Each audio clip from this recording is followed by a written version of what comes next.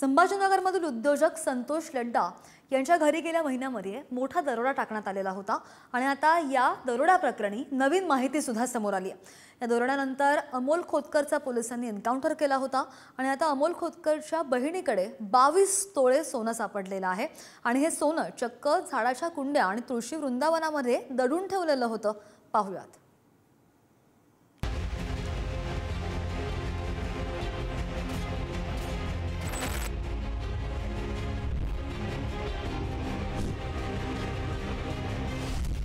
संभाजीनगरमधील उद्योगपती संतोष लड्डा यांच्या घरावरील दरोडा प्रकरणामध्ये पुन्हा ट्विस्ट आलाय। एन्काउंटरमध्ये मारल्या गेलेल्या आरोपी अमोल खोतकरच्या घरामध्ये 22 तोळा सोनं आढळलंय। झाडाच्या कुंड्या, तुळशी वृंदावनांमधून 7 जिवंत काडतुसांसह 22 तोळे सोनं हस्तगत करण्यात आलंय। त्यामुळे पोलिसांनी आता मृत अमोलची बहीण रोहिणी खोतकरला बेड्या ठोकलेल्या आहेत। घरासमोरील मोठ्या तुळशी वृंदावनात सोनं लपवलं होतं। बाईक रायडिंग वेळी वापरले जाणारे हँडग्लोव्स, त्यात एका पिशवीत सोन्याची चेन आणि ब्रेसलेट। दरोड्यामधील सोनं ठेवलेला हँडग्लोव्स तुळशी वृंदावनात मातीमध्ये लपवला।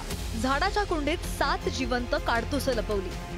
220 ग्रॅम सोनं पण रिकव्हर केलेलं आहे आणि त्याचबरोबर तिच्या घरी झडती घेतली असता 7 गावठी कट्ट्याचे काडतुसं पण मिळालेले आहेत, ते पण आम्ही जप्त केलेले आहेत। दरोडा प्रकरणातील मुख्य आरोपी अमोल खोतकरकडे सर्व सोनं असल्याची दाट शक्यता आहे। मात्र अमोल एन्काउंटरमध्ये ठार झाल्यानंतर 5.5 किलो सोन्याचं गूढ वाढलं होतं। तर त्याच्या एन्काउंटर नंतर त्याची बहीण रोहिणी खोतकरनं पोलिसांवरच अनेक आरोप केले होते। पण आता तिच्याच घरात चोरी केलेलं सोनं सापडल्यामुळे या प्रकरणाला नवं वळण मिळालंय। रोहिणीच्या माहितीवरूनच पोलिसांनी एका गॅरेजमधील कारमधून 30 किलो चांदी जप्त केली। रोहिणीला गुन्हे शाखेच्या वतीनं चौकशीला बोलावलं होतं, मात्र ती 18 जूनला मोबाईल बंद करून गोव्याला निघून गेली। गोवा आणि कर्नाटक इथं वास्तव्यास असलेल्या तिचा मित्र रणजितकडे दागिने दिल्याचा दाट संशय आहे। रोहिणीनं 3 संशयास्पद लोकांना कॉल केल्याचं तपासामध्ये समोर आलंय। गुन्हे शाखेचं पथक गोवा आणि कर्नाटक इथं तपासाला जाणार आहे।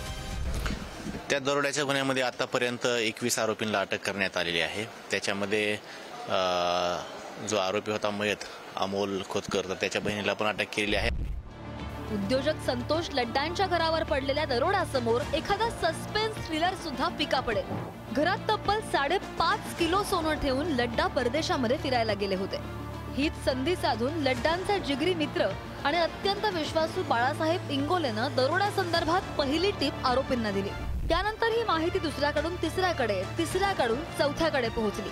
15 मेच्या रात्री 6 दरोडेखोरांनी पिस्तूलच्या धाकावर 5.5 किलो सोनं आणि 32 किलो चांदी लुटून नेली। या दरोडा प्रकरणी आतापर्यंत 21 आरोपींना बेड्या ठोकण्यात आल्या। गेल्या महिनाभरात आरोपींकडून 794 ग्राम सोनं तर दरोड्यामधील सोनं विकून जमवलेली 8 लाखांची रोख जप्त केली।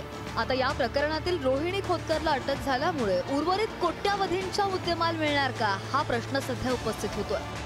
सचिन जिरे, पुढारी न्यूज, संभाजीनगर।